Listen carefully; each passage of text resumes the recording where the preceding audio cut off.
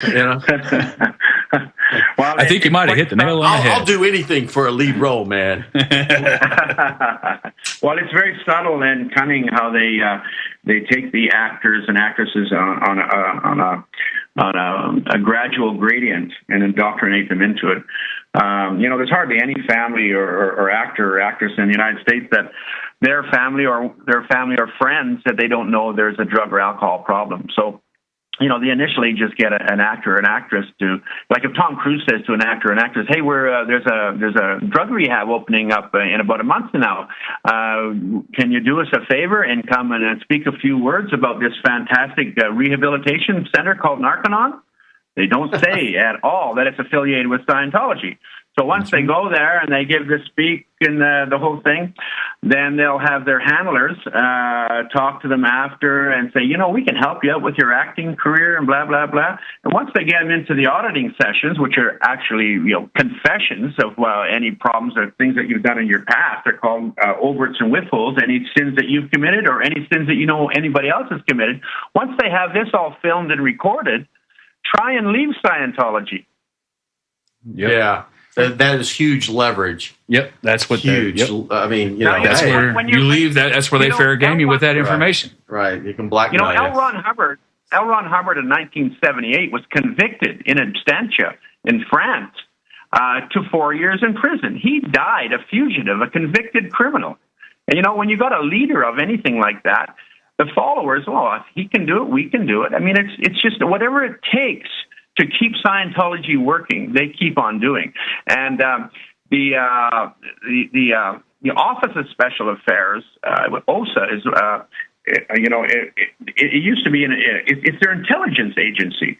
And they're the ones that handle everything and investigate, and they'll go through their law firm and hire private investigators to be at arm's length, and they do some pretty crazy stuff. Well, this is an article dated from 1989 when this first started happening in Newkirk, Oklahoma. The name of the article is Narconon Threat and Blackmail. I don't know who these people are, but Bilger and Bastemeyer told him that he had been hired by Narconon in Oklahoma to find out who had been supplying the city with information about Scientology and Narconon, and was particularly interested in the source of a British broadcasting company, a documentary program on Scientology that had been circulating in the area. They also conflated anyone that opposed Narconon were also drug dealers. So they were looking for information on people who were involved in drug trade in Newkirk, which is ridiculous, that also opposed Scientology. Like particularly if you're from Newkirk, all like 48 of them or however many there are. It's not a big town. And there's articles here that says town terrorized. I mean, they terrorized this town. It's really not funny. I mean, it's really insane. But you could pull this off in a small place on Indian land, sovereign Indian land. Why do you think where they are now? And that was another thing that I'd read, that they said, oh, no, state laws of Oklahoma don't impact us. We're on Native American Indian lands, and you have no jurisdiction. And I read those court cases a few years ago when they tested that in Chilocco, and it didn't hold up. They really did test that, too. They tried to pull that off. It's kind of interesting. How many worldwide of these substance abuse centers are there for Narconon? Do you know? David, is it still? Go ahead, David. No, go ahead. Go ahead. I think in the United States there's 15. Is that correct? That are still open, and around 34 worldwide. The problem is you can't believe their data that they publish on Narconon International. I mean, because on a lot of websites they still have Narconon trois-rivieres is a big deal, and it's not even functioning now. It's gone. And they will call a Narconon just because it's an office in a city. That's all it is, an office with a telephone. They'll call that Narconon, but if you read the fine print, it's a Narconon referral office. It's not a rehab. Right. Speaking of those referrals, that's something that we haven't touched on. That is a very serious matter. The fake referral sites that Narconon uses to bait in their students is if you do a search for just a simple Google search for, let's just say, Oklahoma drug rehab, you are going to pull up a couple of pages that variously named. Yes. Just web page only referral sites. I've done that. Yeah, and you call those numbers, and you end up back at Narconon every single time. Absolutely. Narconon Arrowhead specifically. And in my opinion, I'm telling you right now, if these websites were banned as fraudulent and misleading and misrepresenting what and who they are, Narconon wouldn't last very long at all, because this is where they make their money. This is when somebody, a desperate family, Google's just drug rehab, you will see hundreds of these websites come up. And there's more popping up every single day. And they're a very generic website. They'll come up and it has a list of all the drugs they can deal with. And every town and city in the United States, they indicate they have a rehab that they can send you to. But when you fill out the form online or call the toll-free numbers, every single person gets directed and referred to Narconon. And there's huge money in it. $3,000 a call. You're listening to Axxiom for Liberty. We're about to go to a break, and when we come back, we're going to wrap up some final thoughts on Narconon, Scientology, and the facility Narconon Arrowhead here in Oklahoma, where there has been a spate of recent deaths. You're listening to Axxiom for Liberty. Stay with us. We'll be back in just a moment. You're listening to Axxiom for Liberty. How free do you want to be? Now, we are not going to be able to take any more phone calls tonight, but we do have David Love and Colin Henderson here. And before we end up the show, we want to talk about what people need to do to know they're in a good recovery center. How do they identify if they're in a bad one? And David, I'll direct that to you first. Okay, and I think it's one of the most important things. If you've got a loved one or yourself or desperate and you need help for drug addiction, and you go onto Google and you type in drug rehab or addiction rehab help, you're going to see lots of websites come up. They will lead you to Narconon in many, many cases. So when you pull up a website, if the website doesn't have a list or say the actual name of the rehab that you're going to be going to, be very, very wary and cautious, because you're going to pull up websites and they're going to have a list of all the drugs they can help you with, and they'll have a list of every town and city in the United States that they can send you to. When you fill out that online form or call that toll-free number, the person that you're going to reach on that phone or in the email is going to refer you to Narconon, to Scientology Rehab, okay, in many, many cases. And this is where the problems is, because they are making fortunes. They can make $1,500 to $3,000 for every person that they refer to Narconon. So when you Google drug rehab help, addiction help, make sure the websites that you click on actually tell you what the program's about, and it tells you the address of where you're going to go and everything about it. Make sure that's the most important thing. Otherwise, you're going to end up in a Narconon rehab center.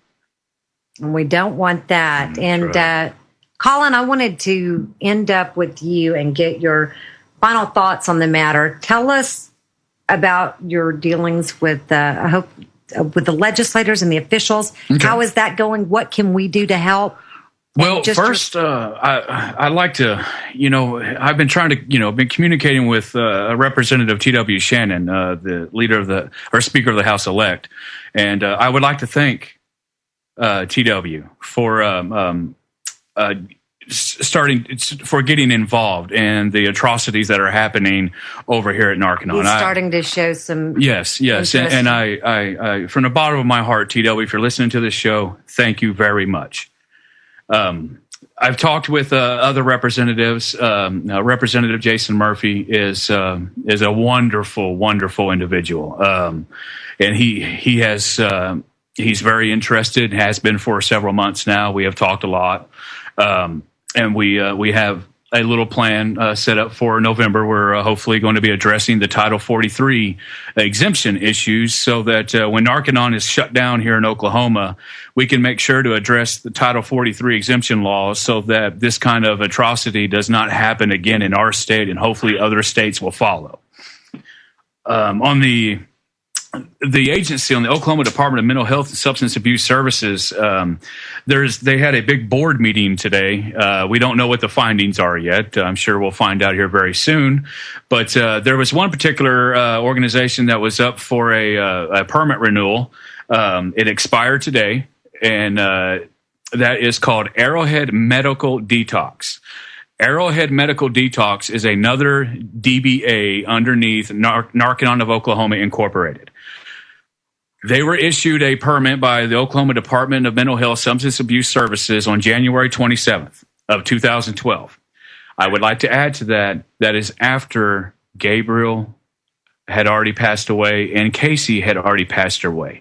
And something else to add to that is with the Scientology core beliefs that they do not believe in medicine, modern medicine. They don't believe in psychiatry in any way, shape, or form. I remember sending an email out to the state saying, thank you. You just issued a permit to an oxymoron. I didn't think that was possible. Right, because this is a medical type board is yes. What your point is. Yeah. Yeah. So I would be shocked if Arrowhead Medical Detox got a permit today. I would be absolutely floored. We will be watching to find out. I just got an email from a medical manager at one of your hospitals down there, and it said, ask Narconon if they have a clinical compliance officer, because most medical facilities in the United States would insist on it. I have lawyers and medical managers and hospital workers emailing me constantly, and it's really great that people are coming in. This lady has a degree in medical marketing and psychotherapy. Oh, wow. That's fantastic. Yeah, they also said your son, you did a real good job tonight, Colin. Tell him thank you, and likewise, David. Yep, and Colin, I know that the whole thing that has driven you to do this, and I've been very supportive of you. After I did my own research and looked into this, I found out every single thing that Colin has told me is absolutely true.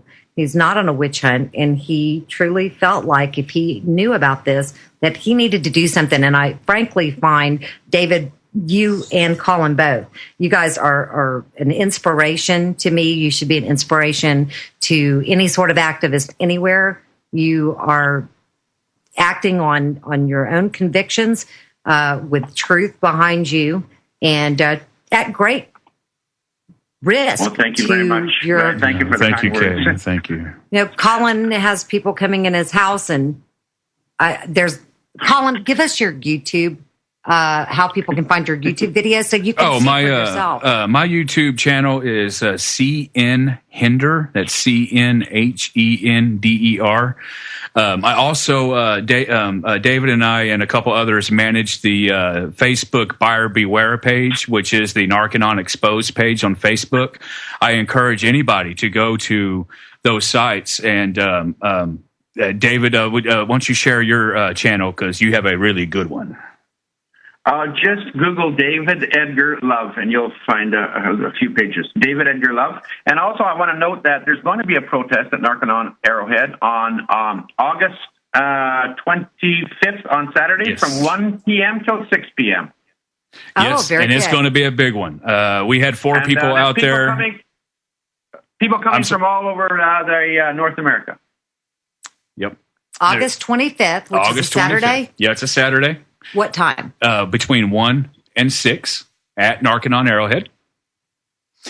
And two more media outlets just contacted me today. They're going to be there with all their lights and cameras and stuff.